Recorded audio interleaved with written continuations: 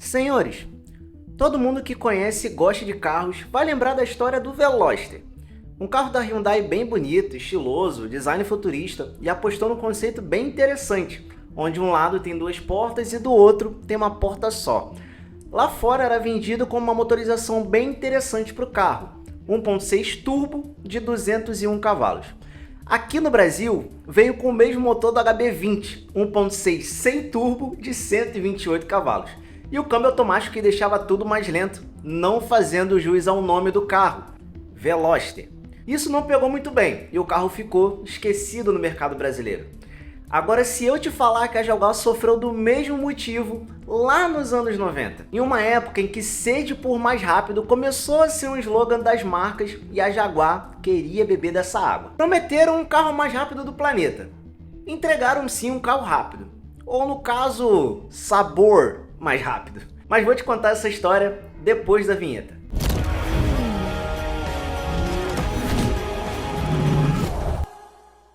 Moço da boina na área, e vamos falar de carro do jeito certo? Agora deixa eu te fazer uma pergunta bem sincera. Você sabe qual foi o carro mais rápido do mundo no começo dos anos 90? Mas pensa bem, sem chutar, porque é aí que essa história começa a ficar bem interessante. A maioria das pessoas lembra de alguns nomes famosos, alguns carros icônicos, como Ferrari F40, a Porsche 959, ou você provavelmente também pensou na McLaren F1, mas quase ninguém lembra de um que por um tempo simplesmente dominou tudo.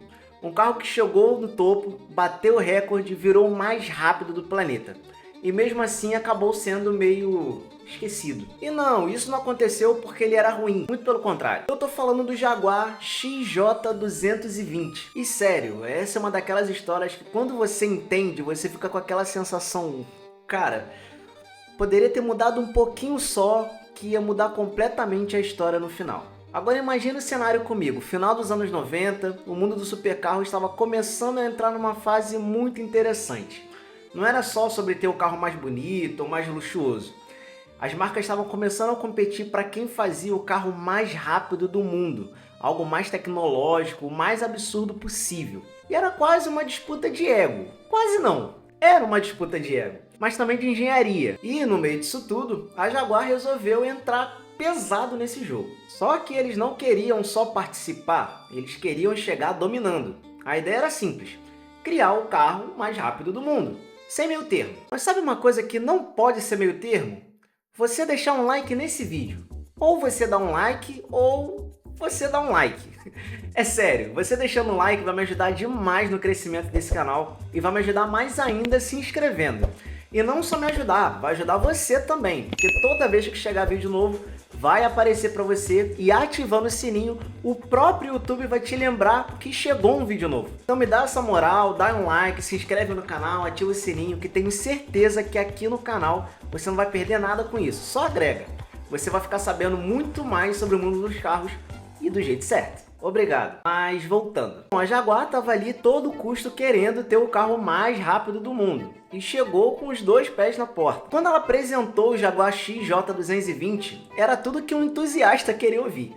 Motor V12, tração nas 4 rodas, design futurista e com a promessa de chegar às 220 milhas por hora, o que dá ali 354 km por hora. Era aquele tipo de projeto que você olha e fala, cara, isso aqui vai mudar o jogo.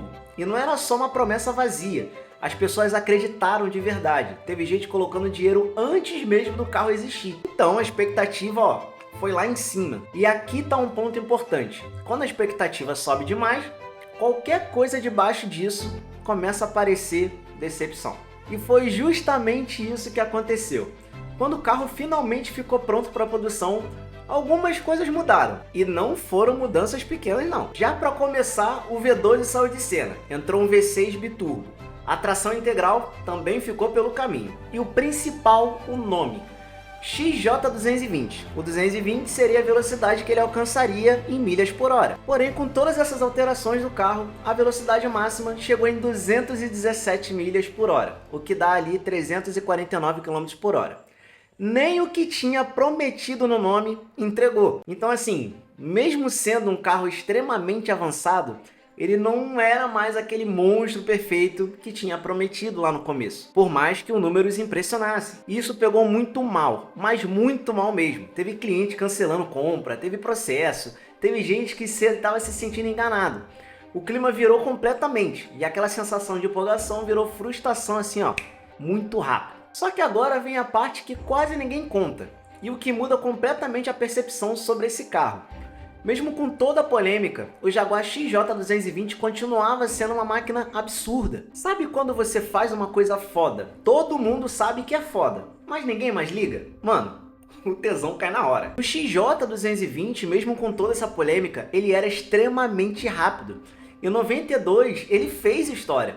Atingiu a velocidade que até então ninguém tinha chegado. E a partir daquele momento, ele foi oficialmente o carro de produção mais rápido da época. Então para pensar nisso por um segundo, que eu acho que foi esse tempo que ele ficou no topo ali, mas tudo bem. Mesmo com todas essas críticas, mesmo com toda a desconfiança, ele entregou exatamente o que prometia lá no começo. O carro mais rápido do mundo. Só que o problema é que quando a imagem já está abalada, não adianta só entregar resultado. As pessoas já não estavam mais olhando para ele com o mesmo brilho nos olhos. E no mundo dos supercarros, meu amigo, percepção é tudo. Então, a partir daí, outros carros começaram a surgir, novas promessas apareceram, novos recordes vieram e o XJ220 foi ficando ali meio esquecido. Não porque ele não merecia estar ali no topo, mas porque a narrativa ao redor dele já não ajudava mais em nada.